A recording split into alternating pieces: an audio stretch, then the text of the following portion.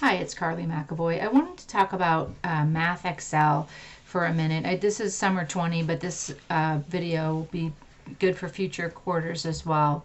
When you go to Mathxl, you won't see the instructor buttons, but you'll see your student buttons here. You're going to click on Course Home to see what we're seeing here, and that is a calendar, and it will show you different things when they're due.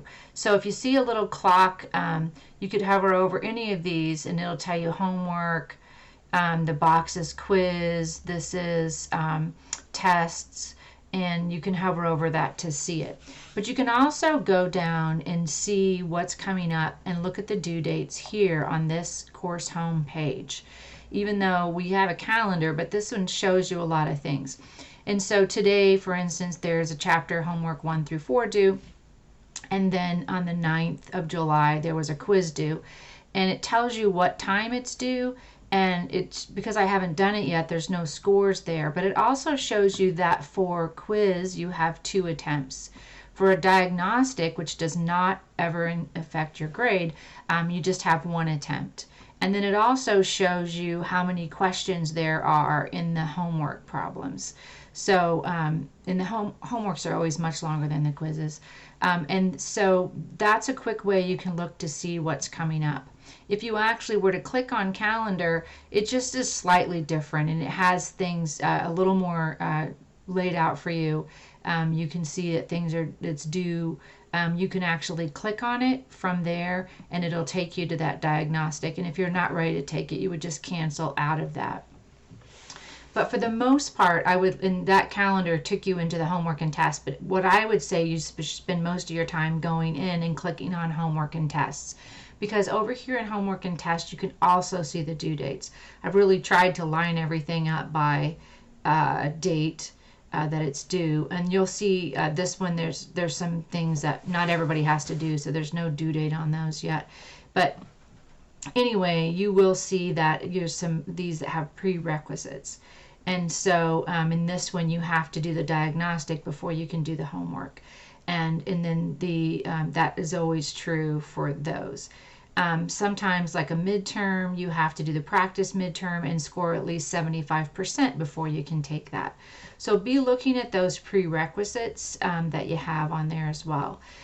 So go there to find your homework. If you do half of a homework assignment and then you come back later, go to homework and tests, and you can pick up from where you left off without any penalties. I mean, well, if it's after the due date, you lose 2%. But if you go into results, which sometimes people do, I haven't done anything, and you were to click on an assignment in results, then it lets you work on things, but it doesn't improve your score. So make sure you're accessing things through homework and tests. And then you have the study plan. I have a whole video on how to use the study plan, so I won't spend a lot of time on that. But the study plan is how you can go in and do extra problems for practice. Please note that I don't assign anything in the study plan. That's just for your own benefit if you want it. Let me show you a couple of things about homework and tests. So if I was to go in and take this diagnostic, which I'm not going to spend a lot of time on, but I will try to get 1 or 2 questions correct so I can show you what happens. So in this one, I'm doing 16 times 20, and then I'm subtracting 36. 284. And when you're taking a quiz, you don't get to see if it's right or wrong as you do it. List all the factors and put a comma in between. So if I do that, 1's a factor, 3's a factor, 5's a factor.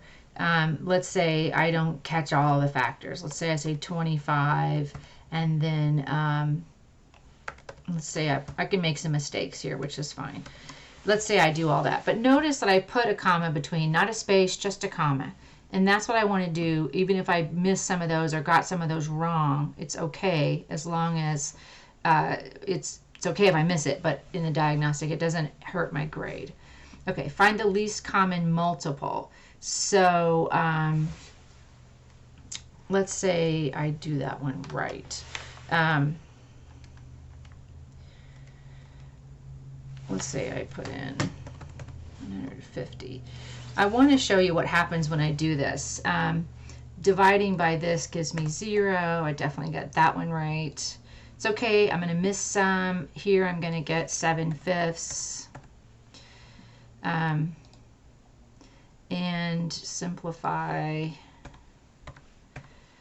Okay, so I think I've done enough to be able to see something anyway. I have another video that shows you how to enter answers on this, whether you're wanting to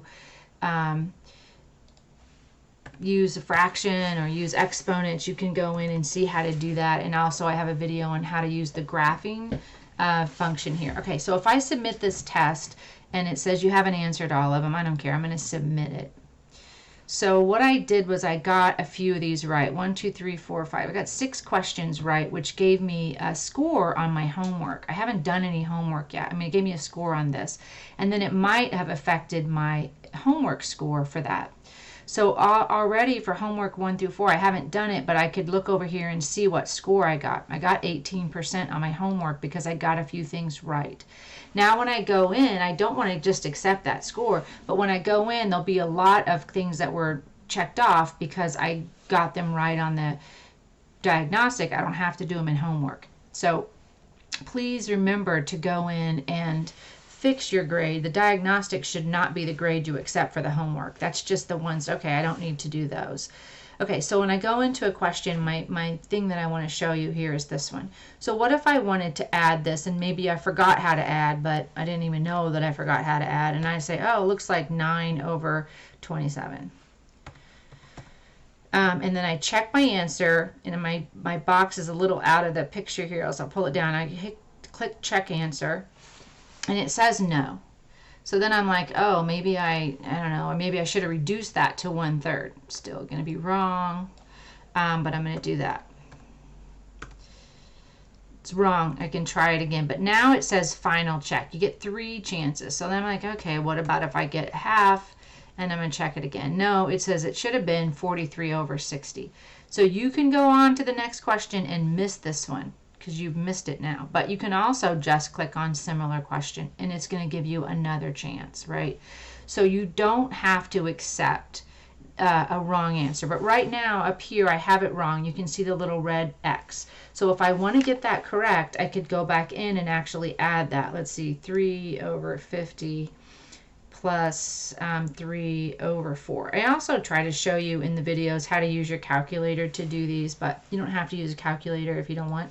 81/100. And now I'm going to check my answer, and it's correct. And now I get a little X. This is going to turn into a green X. I'm going to go to the next question, but I'm going to go back. So I can use the drop down menu up here to see what I've done and what questions I've got correct, right? It says that mastered questions are already marked complete. I don't have to worry about that. I got 7 of those correct just for the heck of it, but the rest of them I need to do.